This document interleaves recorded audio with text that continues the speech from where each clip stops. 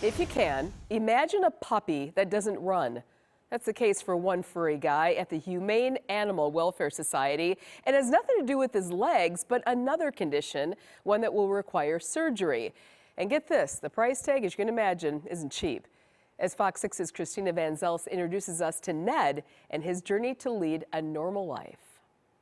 Hi, Goats. He stands at about 1 foot tall with bashful eyes and a love for snow. That little hound dog nose is like twitching. Meet Ned. Got everything going on that a normal puppy would. But the 3-month-old adorable heartbreaker. All the things. Born with a broken heart. He does not run. I've never seen him run. The Haws pup has a serious heart murmur that requires cardiac surgery so he can live a normal life. He has pulmonic stenosis, which means that the blood is not pumping to his lungs appropriately, and because his heart is having to work extra hard, the right side of his heart is enlarged. Ned, in need of a surgery to replace the pulmonary valve of his heart. For the surgery to happen, he has to travel to Minnesota, costing thousands of dollars. A lot of people have animals that have heart murmurs, or they personally have been through an issue or know someone who's been through a cardiac scare, and so I think it pardon the pun, tugs on the heartstrings.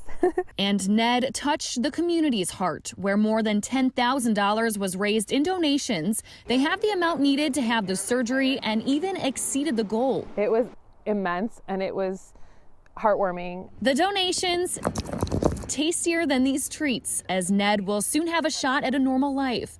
Reporting in Delafield, Christina Van Zelst, Fox 6 News.